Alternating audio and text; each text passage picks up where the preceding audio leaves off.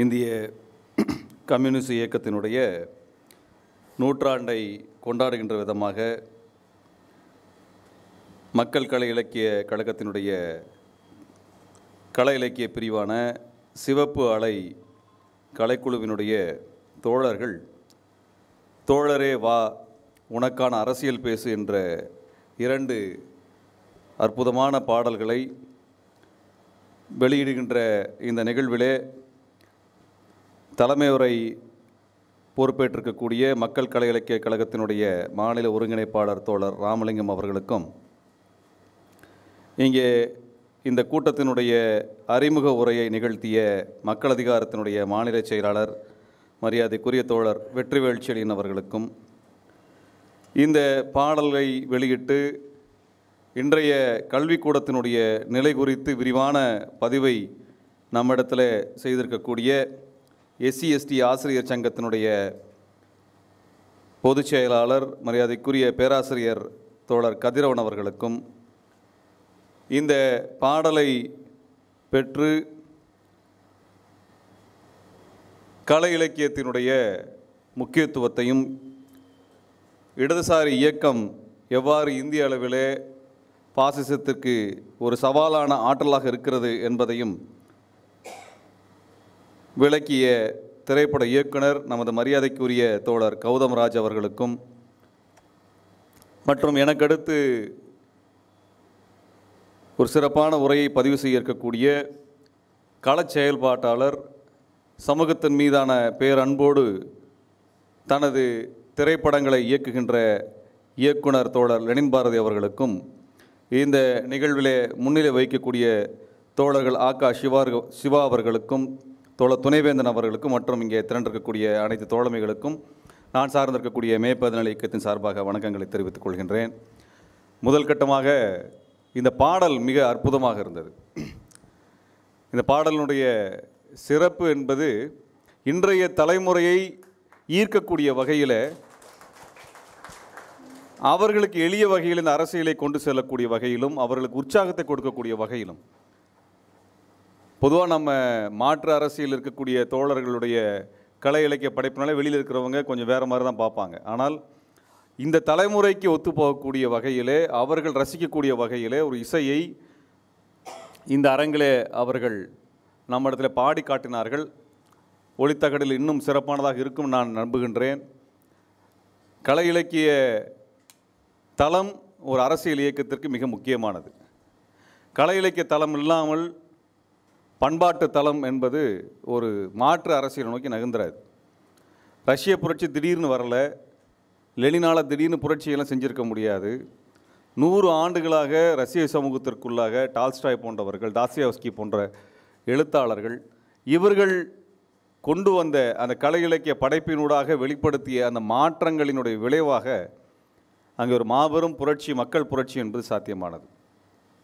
தமிழ்நாட்டிலும் திராவிட இயக்கம் தொடர்ச்சியாக கலை இலக்கியங்களை மக்கள் மன்றத்தில் தனது கருத்துக்களை சொல்லுவதற்காக எடுத்து சென்று மக்களிடத்தில் அந்த கருத்துக்களை எளிய வகையிலே அவர்கள் கொண்டு சென்றார்கள். M.R. ராதா அவர்களை நாம் பார்க்கின்றோம். M.R. ராதா அவர்களுடைய அந்த வசனங்கள் இன்றைக்கும் நம்மால் கொண்டாடப்படக்கூடிய வசனங்கள்.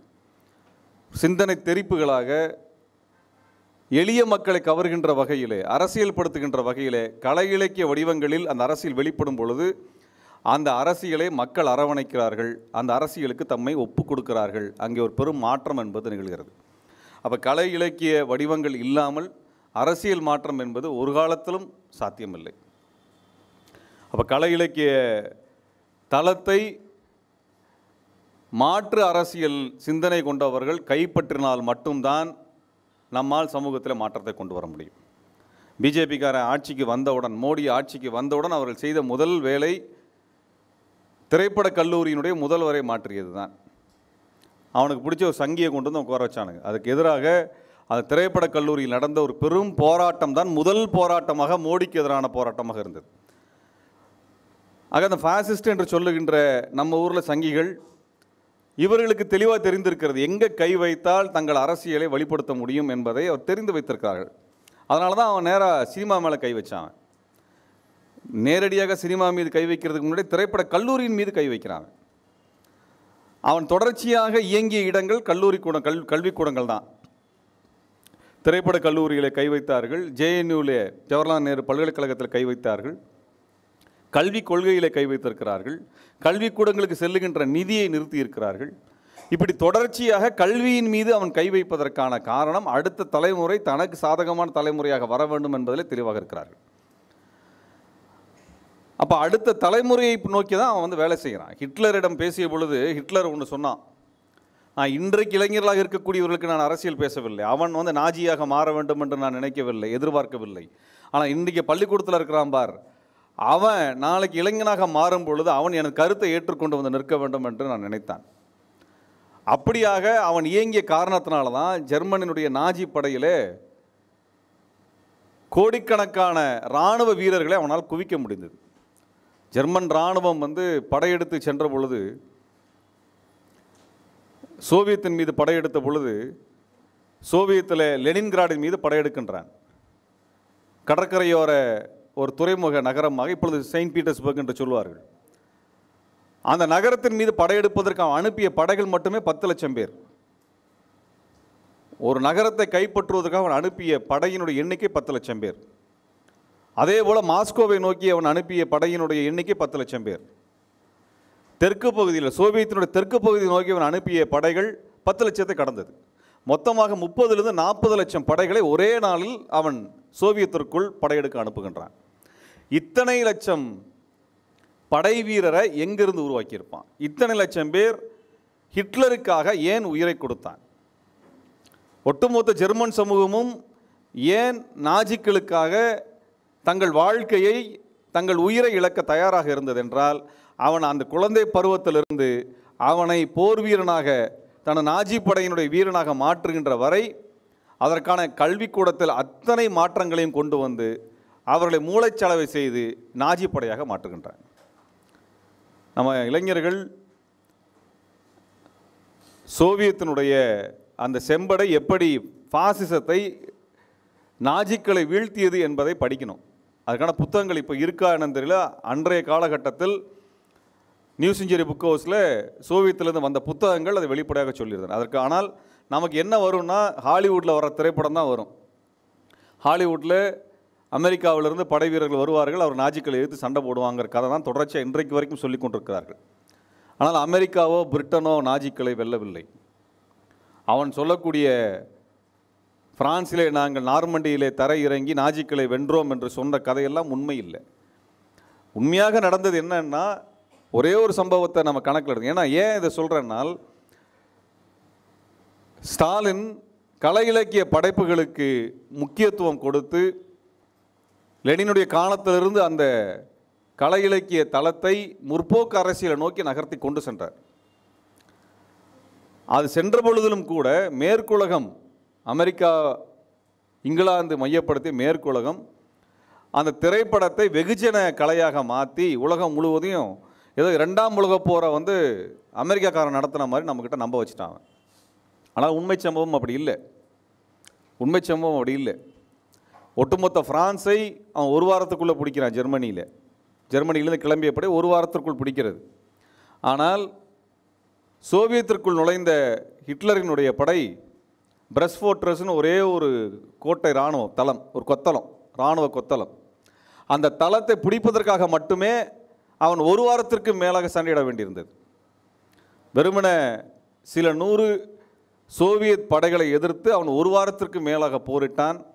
ஒட்டுமொத்த பிரான்ஸை பிடிப்பதற்காக அவன் இழந்த நாஜிக்களினுடைய படை வீரர்கள் எண்ணிக்கையை விட அதிகமான படை வீரர்களை அந்த பிரஸ் ஃபோர்ட்ரஸ்ங்கிற ஒரே ஒரு கோட்டை கொத்தளத்தை கைப்பற்றுவதற்கான சண்டைகளை இழந்து போகின்றான். அது ஒரு பெரிய போர். அந்த போரிலே எப்படி சோவியத் வெற்றி பெற்றது என்றால், அதாவது இங்கிலாந்துக்கு இராணுவம் இருக்கிறது, பிரான்ஸுக்கு இராணுவம் இருக்கிறது, இரண்டுமே காலனி நாடுகள். அவனுக்கு கீழே ஏகப்பட்ட நாடு இருக்குது, ஏகப்பட்ட நாடுகள் அவனுக்கு இருக்கிறது. ஆனால் அவனால் வெற்றி பெற முடியாத அந்த சண்டையிலே எப்படி சோவியத் வெற்றி பெற்றது என்றால், சோவியத்தில் இருந்த இராணுவம் என்பது அரசியல் ரீதியாக தயார் செய்யப்பட்ட இராணுவமாக இருந்தது. சோவியத்தில் சண்டை போட்ட, சோவியத் படையில் இருந்து சண்டை போட்டவனுக்கு தான் ஏன் சண்டை போடுகிறோன்னு தெரியும், யாரை எதிர்த்து சண்டை போடுகிறோம் என்று தெரியும், அவனை எப்படி வீழ்த்த வேண்டும், அவனை வீழ்த்துவது ஏன் முக்கியமானது என்பது அவனுக்கு பயிற்றுவிக்கப்பட்டிருந்தது.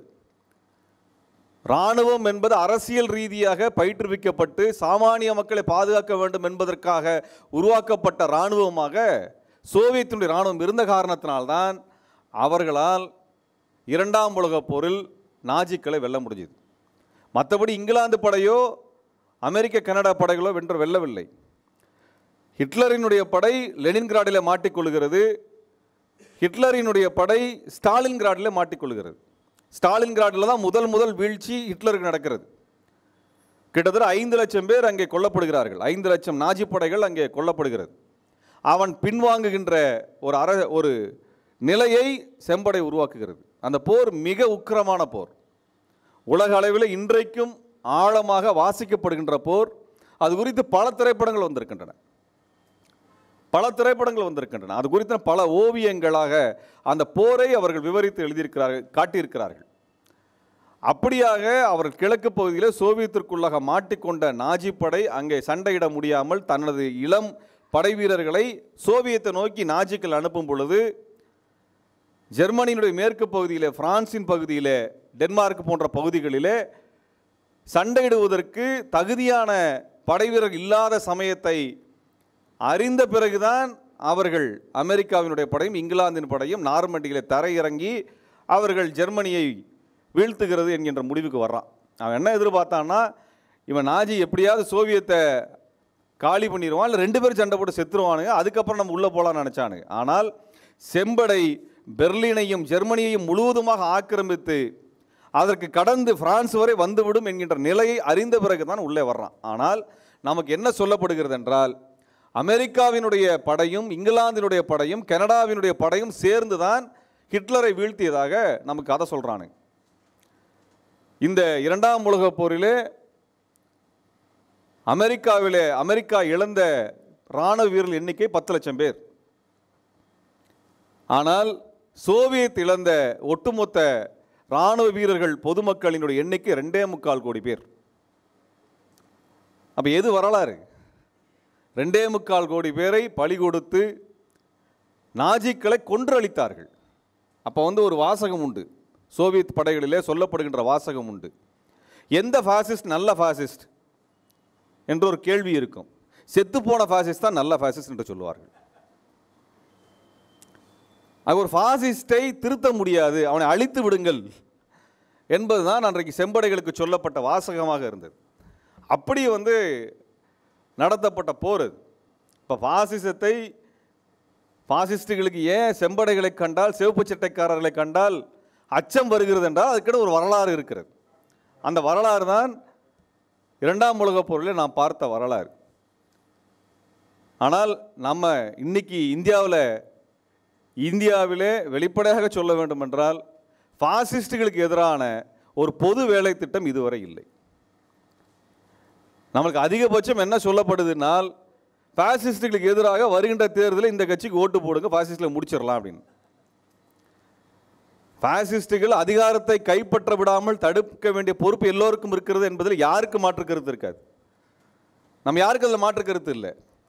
ஆனால் ஃபாசிஸ்டுகளை முற்றிலுமாக அழிப்பதற்கு இந்த ஓட்டு இயந்திரத்தின் மூலமாக தேர்ந்தெடுத்து அனுப்பப்படுகின்ற கட்சிகள் அதை செய்யும் என்று நம்ப வைப்பது தான் பித்தலாட்டமாக இருக்கிறது. அந்த கட்சிகள் ஒரு காலத்திலும் செய்ய முடியாது. ஃபாசிஸ்டுகளை நீங்கள் ஓட்டு போட்டு தோற்கடிக்க முடியாது. பிஜேபியை தோற்கடிச்சிடலாம், ஆர்எஸ்எஸ் என்ன செய்ய போறீங்க? ஆர்எஸ்எஸ்காரன் தேர்தலுக்கு வர்றானா? ஆர்எஸ்எஸ்காரனை எப்படி தோற்கடிப்பீங்க? பிஜேபி இப்பொழுதுதான் சமீபத்தில் தான் அதிகாரத்தில் முழுமையாக அதிகாரத்தை கைப்பற்றிருக்கிறது. ஆனால் ஆர்எஸ்எஸ் 100 ஆண்டுகளாக இயங்கிக் கொண்டிருக்கிறது. அதை எந்த தேர்தல் கட்சி வீழ்த்தியது? எந்த தேர்தல் கட்சி ஆர்எஸ்எஸ்ஐ எதிரி என்று அறிவித்திருக்கிறது? எந்த கட்சியும் கிடையாது. இடதுசாரிகள் அறிவித்திருக்கிறார்கள், திராவிட இயக்கத்தவர்கள் அறிவித்திருக்கிறார்கள், அம்பேத்கரிய தோழர்கள் அறிவித்திருக்கிறார்கள். இவர்கள் தான் களத்தில் நேரடியாக ஆர்எஸ்எஸ் எதிர்கொள்கிறார்கள். ஆர்எஸ்எஸ்ஸின் வேலை திட்டத்தை பாரதிய ஜனதா கட்சி அச்சு பிசகாமல் நடைமுறைப்படுத்தி கொண்டிருக்கிறது. ஆர்எஸ்எஸ்காரன் என்ன சொல்றானோ அனைத்து துறைகளிலும் ஆர்எஸ்எஸ் என்னென்னலாம் கொள்கை திட்டத்தை வைத்திருக்கிறானோ அதை அப்படியே நடைமுறைப்படுத்துகிறார்கள். அப்படியான ஒன்றை திக சொல்லுவதை திமுக நடைமுறைப்படுத்திடுமா? சாத்தியமாகுமா? இங்கே கொள்கை தலைமை கிடையாது, கட்சி தலைமை மட்டும்தான் இருக்கிறது.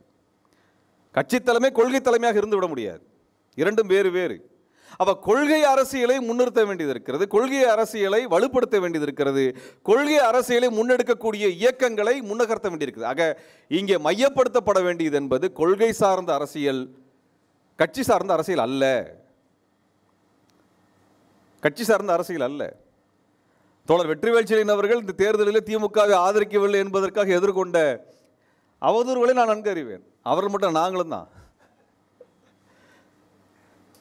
நம்ம மக்களுக்கு எதை சொல்ல வேண்டியது இருக்கிறது என்றால், நிச்சயமாக அந்த தேர்தலில் பாசிஸ்டுகளை ஆதரிக்காதீர்கள் என்று சொல்ல வேண்டிய கடமை நம் அனைவருக்கும் இருக்கிறது. ஆனால் அந்த பாசிஸ்டுகளை வீழ்த்துவதற்கு தேர்தலை கடந்து வேலை செய்யுங்கள் என்று நாம் சொல்ல வேண்டிய கடமை நமக்கு இருக்கிறது. இப்படிப்பட்ட ஒரு சூழல் தான் இன்னைக்கு இந்தியாவில் இருக்கக்கூடிய சூழல். இந்த இந்தியா சூழலிலே பண்பாட்டு தளத்தை நாம் கையில் எடுக்காமல், கலை இலக்கியத்தை கையில் எடுக்காமல் பாசிஸ்டுகளை வீழ்த்த முடியாது. காரணம் ஒன்றே ஒன்று தாங்க, ஆர்எஸ்எஸ் என்பது அரசியல் இயக்கம் என்பதை விட அது ஒரு பண்பாட்டு இயக்கமாக இருக்கிறது. ஆர்எஸ்எஸ் ஒரு பண்பாட்டு இயக்கமாக தன்னை முன்னிறுத்தி கொள்கிறது.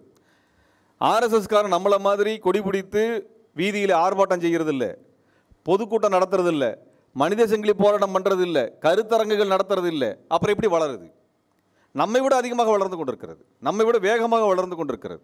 காரணம், ஒரு காலத்தில் நாம் எப்படி களப்பணியாக மக்களை நேரடியாக சென்று சந்தித்து அவர்களிடத்தில் கருத்தியல் ரீதியாக பரப்புரை செய்து அவர்களுடைய கருத்தியலை மாற்றி முற்போக்கு அரசியலுக்கு நாம் கொண்டு வந்தோமோ, அதே போன்ற கள செயல்பாடுகளை ஆர்எஸ்எஸ் காரன் செய்து கொண்டிருக்கின்றான். இன்றைக்கு வீதி வீதியாக கிராமம் கிராமமாக ஆர்எஸ்எஸ் காரன் சென்று கொண்டிருக்கின்றான். அவன் முழு நேர ஊழியனாக பங்கெடுத்துக் கொண்டிருக்கின்றான். ஆனால் நாம் என்ன செஞ்சுட்டு இருக்கிறோம்? திமுக எல்லாத்தையும் சரி செஞ்சிடணும் உட்காந்துட்டு இருக்கிறோம். இன்றைய நிலைமை அதுதான். திமுக ஒரு காலத்தில் சரி செய்யாது. திமுக சமரசம் செய்து கொள்ளும். தனக்கு தேவையான அதிகாரத்தை தக்க வைத்துக் கொள்வதற்காக எந்தெந்த இடங்களில் சமரசம் செய்து கொள்ள வேண்டுமோ அந்த இடத்துல சமரசம் செய்து கொள்ளும்.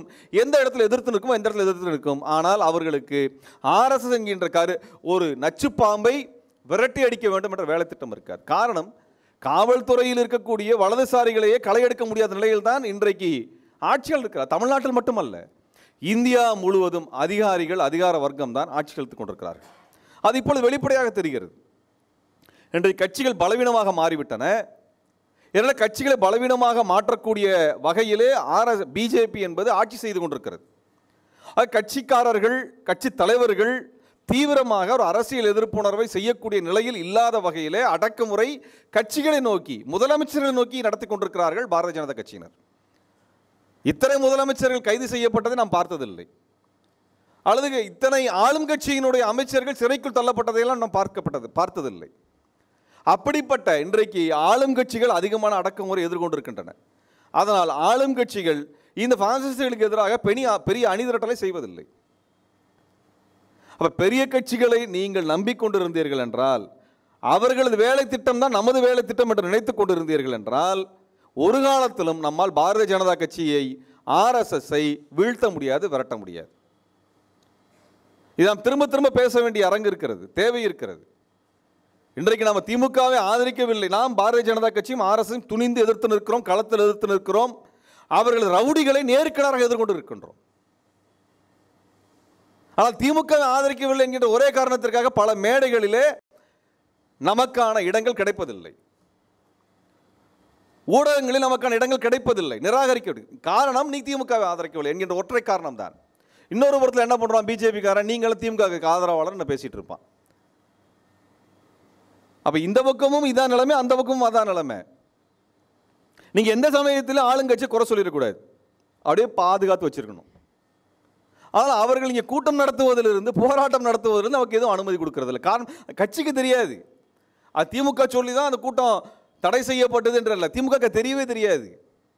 ஆனால் காவல்துறை அதை செய்யும், உளவுத்துறை அதை செய்யும். ஆனால் காவல்துறையும் உளவுத்துறையும் கேள்வி கேட்கக்கூடிய இடத்துல ஆளுங்கட்சி இருக்காது, அது இயங்குவதும் இல்லை,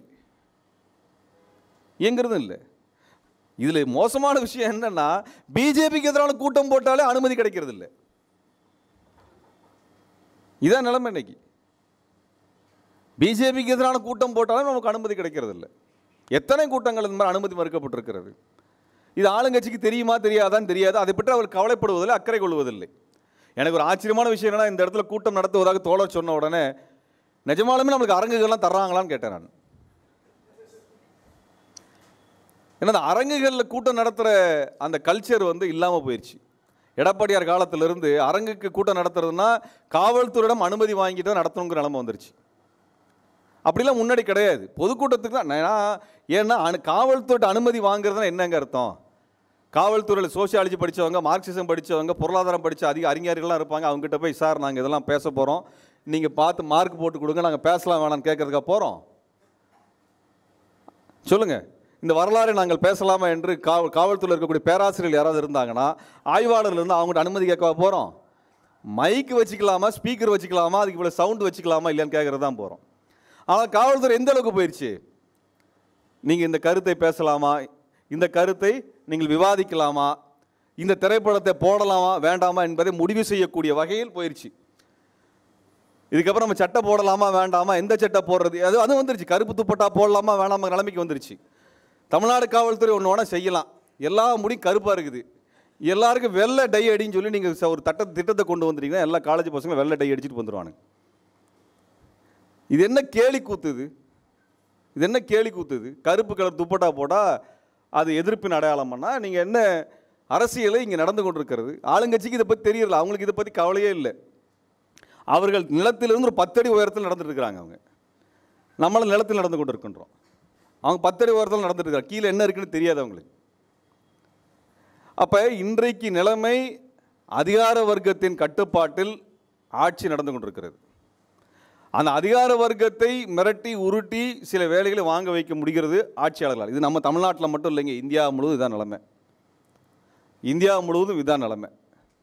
இப்படிப்பட்ட ஒரு சூழலில் புதிதாக இதுபோன்று உருவாகக்கூடிய சூழலில் நம்மை போன்ற மக்கள் சார்ந்த இயக்கங்கள், நாங்கள் எங்களுக்கு தேர்தல் பற்றியான பெருமளவில் எங்களுக்கு கவலை இல்லை. தேர்தலை கடந்த ஒரு அரசியல் மாற்றம் மக்களிடத்தில் வர வேண்டும் என்று விரும்புகின்றோம். தந்தை பெரியார் அப்படி தான் இயங்கியிருக்கிறார். அந்த முறையில் நாங்களும் இயங்கிட்டு போயிட்டு இருக்கிறோம். அப்போ அந்த அரசியல் இயக்கங்கள் இயங்குவதற்கான இடம் வெளி இல்லாமல் இருக்கிறது. இதில் மிக ரொம்ப மோசமான ஒரு துயரமான நிலை என்னென்றால் மாணவர்கள் நிலையை நினைத்தால் ரொம்ப மோசமாக இருக்குது. மாணவர்கள் இயக்கமாக இயங்குவதற்கு என்று வழி இல்லாமல் போயிருக்கிறது. கடந்த 40 ஆண்டுகளாகவே மாணவர் சங்கம் என்ற ஒன்றே நமக்கு தெரியாது. நம்ம இன்றைக்கு இளைஞர்களுக்கு மாணவர்கள்லாம் ஒரு யூனியன் வச்சுக்கலாமானாலே தெரியாது.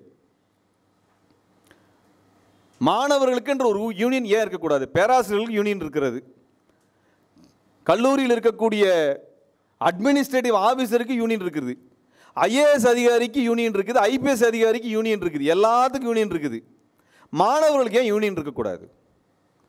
மாணவர்கள் ஏன் ஜனநாயகப்படக்கூடாது? மாணவர்கள் ஒன்றுபட்டு தங்களது கோரிக்கையை சொல்லக்கூடாது? நான் என் மாணவர் காலத்தில் நாங்கள் போராட்டம் நடத்தியிருக்கின்றோம், யூனியன் வைக்கிறதுக்கு போராட்டம் நடத்தியிருக்கிறோம். அங்கே எங்கள் பரீட்சைக்கான அதுக்கான கட்டணம் அதனுடைய விலையை ஏற்றிய பொழுது எந்த விதமான விசாரணையும் இல்லாமல் கேள்வியும் இல்லாமல் அவங்க பாட்டுக்கு ஏற்றுற வேலையை செய்ய போல அதை எதிர்த்து நாங்கள் போராட்டம் பண்ண வேண்டியிருந்தது. எங்களுக்கான வசதிகள் செய்யப்படாமல் இருந்தபோது நாங்கள் போராட்டம் நடத்தியிருக்கிறோம். போராட்டங்களில் முடிந்த பிறகு இவனுக்கு அரியர் கொடுப்பானுங்க, கூப்பிட்டு உனக்கெல்லாம் அரியர் இருக்குன்னு சொல்லுவாங்க. அதுலேருந்து தப்பிப்பதற்கு அதற்கு அந்த யூனியனாக இயங்கியது எங்களுக்கு பயன்பட்டிருக்கிறது. ஒன்றுபட்டு இயங்கியிருப்பது என்பது பயன்பட்டிருக்கிறது. திமுக அதிமுக 2 கட்சியும் மாணவர்கள் சங்கமாக ஒரு இயக்கமாக ஒரு யூனியனாக இயங்குவதை அனுமதிப்பதில்லை. ஆனால் இந்த 2 கட்சிகளும் ஆட்சி அதிகாரத்தை பிடித்ததற்கு காரணமாக இருந்தது மாணவர் போராட்டங்கள் தான். இந்திய எதிர்ப்பு போராட்டம் என்ற ஒன்றை மாணவர்கள் செய்யவில்லை என்றால் அதிகாரத்திற்கே வந்திருக்க முடியாது. மாணவர்கள் எம்ஜிஆர் பக்கம் போய் நிற்கலைனால் அவரும் ஆட்சிக்கு வந்திருக்க முடியாது. இப்போ மாணவர்கள் என்கின்ற அந்த ஆற்றல் சமூக மாற்றத்தை கொண்டு வருகின்ற ஆற்றல். தமிழ்நாட்டில் இந்திய எதிர்ப்பு போராட்டத்தை மாணவர்கள் கையில் எடுத்த காரணத்தினால்தான் காங்கிரஸ் என்ற கட்சி கடந்த 50 ஆண்டுகளாக ஆட்சியில் இல்லாமல் போய்விட்டது. இந்திய தேசிய கட்சி, அந்த கட்சி அதிகாரத்தில் இல்லாமல் போனதற்கான ஒற்றை காரணம் மாணவர்கள் தான். அந்த மாணவர் தலைவர்களாக வந்தவர்கள் தான் திமுகவில் இன்றைக்கும் அமைச்சர்களாக இருக்கிறார்கள். அவர்கள் கூட இந்த மாணவர்கள் சங்கங்கள் உருவாவதை விரும்புவதில்லை. ஆனால் இன்றைக்கு இந்துத்துவ அமைப்பு பேராசிரியர்கள் மூலமாக, வைஸ் சான்சலர் மூலமாக இன்னும் சான்சலர் என்று சொல்லப்படுகின்ற ஆளுநரின் மூலமாக அனைத்தையும் சங்கிகளாக மாற்றிவிட்டார்கள். அண்ணா யூனிவர்சிட்டி நடக்கிற பிரச்சனை எப்படி பார்க்கறது? அங்கே மாணவிக்கு மிக மோசமான வகையிலே பாலியல் வன்முறை நடந்திருக்கிறது. அண்ணா யூனிவர்சிட்டியில் வைஸ் சான்சலர் கிடையாது, சான்சலர் பொறுப்பாளர். அந்த வகையில் ஆளுநர் குற்றவாளி. இங்கே சட்டம் ஒழுங்கு பிரச்சனை என்கின்ற வகையிலே தமிழ்நாடு அரசும் குற்றவாளி. எல்லா கட்சியும் பேசுது, மாணவர் பேசலை. மாணவர்கள் பேசுவதற்கு அவர்களுக்கென்று சங்கம் இல்லை. இந்த பிரச்சனையை பேச வேண்டியது மாணவர்கள். இந்த பிரச்சனையை பேச வேண்டியது மாணவர்கள். நீங்கள் ஒரு நிகழ்ச்சிக்கு மாணவியர் துப்பட்டா கருப்பு துப்பட்டாவா கலர் துப்பட்டாவான்னு பார்க்குற அளவுக்கு இருக்கக்கூடிய போலீஸு ஒரு கேம்பஸில் என்ன நடக்குதுன்னு கூடியமா தெரியாது. எல்லாருக்கும் வெளிப்படையே தெரியும். எல்லா யூனிவர்சிட்டி கேம்பஸுக்கும் இன்டெலிஜென்ஸ் இருக்கா இல்லையா? போலீஸ் இன்டெலிஜென்ஸ் இருக்கு. ஒரு சாதாரண கருத்தரங்கம், நம்ம 4 பேர் சேர்ந்து டீ கடையில் மீட் பண்ணுறோன்னா அடுத்த நிமிஷம் ஐஎஸ் அங்கே இருப்பார். நான் கல்யாணத்துக்கு போனாலே வந்துடுறாரு, கருமாதிக்கு போனாலும் வந்துடுறாரு, சரிங்களா? ஆனால் அண்ணா யூனிவர்சிட்டியில் மட்டும் இல்லைங்க. அது தொடர்ந்து நடந்துக்கிட்டு வேற சொல்கிறாங்க. இது நம்ம என்ன கதைன்னு சொல்கிறது? மாணவர்கள் சங்கமாக மாற வேண்டும், இயக்கமாக மாற வேண்டும். ஒவ்வொரு கேம்பஸுக்கும் யூனியன் வரணுங்க. ஆனால் இன்றைக்கு மாணவர்களை ஒரு கன்சியூமராக மாற்றிருக்கிறானுங்க. கல்வி தந்தை தோழர் கதிரவன் அவர்கள் சொன்னாங்க, கல்வி தந்தை அவங்கெல்லாம். கல்வி தாய் யார் அது நம்மளுக்கு தெரியாது. அவர் கல்வி தந்தைகளாக வந்து உட்காந்துருக்காங்க. தோழர் சொன்னார், எல்லா அரசு உதவி பெறுகின்ற கல்லூரிகள் எல்லாம் அரசு சொல்லுகின்ற தொகையை விட பல மடங்கு அதிகமாக 1000 ரூபாய் வாங்குகிற இடத்துல 25,000 ரூபாய் வாங்கிட்டு இருக்கிறாங்க. இது குறித்து ஒரு பத்திரிகையாளர் சந்திப்பை நடத்த வேண்டும் என்று தோழர் சொன்னார். இப்படிப்பட்ட தகவலை கேட்டு நாங்கள் பத்திரிகையாளர் சந்திப்பை நடத்தினோம். எல்லா பத்திரிகையும் வந்தது, ஆனால் செய்தி வரவில்லை. ஏன்னா எல்லா செய்தியிலையும் என்ன பண்ணுறாங்க, இந்த கல்லூரியில் இந்த கோர்ஸ் இருக்குது, அட்மிஷனுக்கு வாங்கன்னு எல்லாரும் விளம்பரம் போட்டுட்டு இருக்கிறாங்க. எப்படி செய்தி நிறுவனம் இந்த செய்தியை வெளியிடும்? ஆமாம், சேனல் நடத்துகிறவங்களே கல்வி தந்தை தான். மணல் தந்தை, கல்வி தந்தை, கல் தந்தை, ஏகப்பட்ட தந்தைகளாக இருக்கிறாங்க தமிழ்நாட்டில். அப்போ இப்படிப்பட்ட ஒரு சூழலில் இன்றைக்கு மாணவர்கள் அமைப்பாகாமல், மாணவர்கள் அரசியலை கையில் எடுக்காமல், மாணவர்கள் கலை இலக்கிய வடிவங்களை கையில் எடுக்காமல் எந்த மாற்றமும் சாத்தியமில்லை. தமிழ்நாட்டில் இருக்க நம்மளுக்கு ரொம்ப நம்பிக்கை அளிக்கக்கூடிய விஷயம் தமிழ் திரையுலகம் தான். தமிழ் இலக்கியம்லாம் அப்படிலாம் இல்லை. அதுங்க வேறு ஏதோ உலகத்தில் வேறு ஏதோ பிரச்சனையை பற்றி பேசிகிட்டு இருக்கானுங்க. தமிழீழத்தில் 1.5 லட்சம் பேர் படுகொலை செய்யப்பட்டார்கள். அது குறித்து எத்தனை கவிதைகள், எத்தனை படைப்புகள் இங்கே வந்திருக்கின்றன? ஒன்றுமே வரல. இன்னொரு 100 வருஷம் கழித்து தமிழ் இலக்கியத்தை எடுத்து பார்த்தோம்னா ஈழத்தில் ஒரு இனப்படுகொலை நடந்த மாதிரி எந்த சூடுமே இருக்காது. நம்ம தமிழ் இலக்கியத்தை பார்த்தோம்னா தமிழ் இலக்கியவாதிகள் அவ்வளோ பயந்தாங்கொழிங்க. தமிழ்நாட்டினுடைய எந்த பிரச்சனையை பற்றியும் பேசியதில்லை. ஸ்டெர்லைட்டில் நடந்த படுகொலையை பற்றியும் பெருசாக கவிதையோ கதையோ வந்திருக்காது. மீனவனுடைய துயரத்தை பற்றி வந்திருக்காது. இங்கே நம்மளுக்கு அணு உலைக்கு எதிர்ப்பான ஒரு மிகப்பெரிய மக்கள் எழுச்சி போராட்டம் வந்திருக்காது. ஜல்லிக்கட்டு போராட்டம், இது எதுவுமே இலக்கிய பதிவாக இருக்காது. அவங்க வேறு ஏதாவது கற்பனை உலகத்தில் கனவு உலகத்தில் இருக்கு. ஆனால் தமிழ் திரையுலகம் இன்றைக்கு சமகால அரசியலை, சமகால சிக்கலை, மக்களினுடைய கொந்தளிப்பை அரசியலாக திரைப்படத்தின் மூலமாக வெளிப்படுத்தி கொண்டே இருக்கிறது. நமக்கு இருக்கக்கூடிய பெரும் நம்பிக்கை தமிழ் திரையுலகம் தான், நமது படைப்பாளிகள் தான். 2 பேரும் ஆளுமைகள். நான் 2 பேரும் மிகப்பெரிய மரியாதை வைத்திருக்கின்றேன். தோழர் லெனின் பாரதி அவர்கள் திரைப்பட மொழியையே அது மாற்றினார். அவருடைய அந்த படைப்பு என்பது மிக முக்கியமான ஒரு படைப்பாக இன்றைக்கு நம்ம இல்லைங்க. கமர்ஷியல் சினிமா மட்டும்தான் நம்மளுக்கு தெரியும், அது மட்டும் நமக்கு அறிமுகமாக இருக்கிறது. ஆனால் ஒரு எளிய மக்களுக்கான திரைப்படத்தை எப்படி நாம் பார்க்க வேண்டும், அல்லது எப்படி அதுக்கான ஒரு அனுபவம் நமக்கு கிடைக்கும் என்பதை நமக்கு எடுத்து காட்டினார். தோழர் கௌதமராஜ் அவர்கள் சாதிய சிக்கல் குறித்தான நுணுக்கமாக எப்போவுமே ஒரு டைரக்டருக்கு ஒரு வாய்ப்பு கிடைக்குதுன்னா முதல் வாய்ப்பு மிக முக்கியமான வாய்ப்பாக இருக்கும். ஆனால் அந்த வாய்ப்பில் சமூக பிரச்சனை குறித்து பேசுவதற்கு துணிச்சல் வேண்டும். அந்த படம் வெற்றி பெறுமா, வெற்றி பெறாதா? ஏன்னா இன்றைக்கி ஒரு நல்ல படம் வந்த உடனே சங்கி பயலுக்கு என்ன பண்ணுறானுங்க, வாட்ஸ்அப் குரூப்பில் மொத்தமாக செய்தி அனுப்பிட்டு இந்த படத்துக்கு எதிராக எழுதுன்றானுங்க.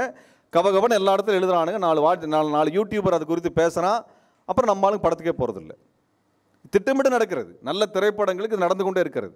இப்படிப்பட்ட இடத்தில் மக்களுக்கான திரைப்படத்தை இவர்கள் செய்து கொண்டிருக்கிறார்கள். ஒருத்தர் திரைப்பட இயக்குனர் ஆகணும்னா எவ்வளவு போராட்டம், எத்தனை ஆண்டு கால போராட்டம். அந்த போராட்டத்திலே அவருக்கு கிடைக்கக்கூடிய வாய்ப்பை இந்த மக்களுடைய பிரச்சனைகள் குறித்து பேசுவதற்கும், சமூகம் குறித்து பேசுவதற்கும் தனது படைப்பு திறனை பயன்படுத்தி ஒரு திரைப்படத்தை கொண்டு வராங்க. சமீபத்தில் வந்திருக்கக்கூடிய விடுதலை திரைப்படம்.